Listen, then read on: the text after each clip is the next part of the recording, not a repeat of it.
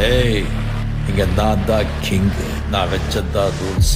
அந்த ரூல்ஸ் எனக்கு இஷ்டத்துக்கு அப்பப்போ மாத்திட்டே இருப்பேன். அது கப்சிப்புன்னு கேட்டு ஃபாலோ பண்ணணும். அதை விட்டுட்டு ஏதாவது அடாவடித்தலை பண்ண நினைச்ச உன்னை கண்ட துண்டமா வெட்டி கழிச்சு போட்டுடுவேன். ஹொக்கோம், டைகர் கா ஹொக்கோம்.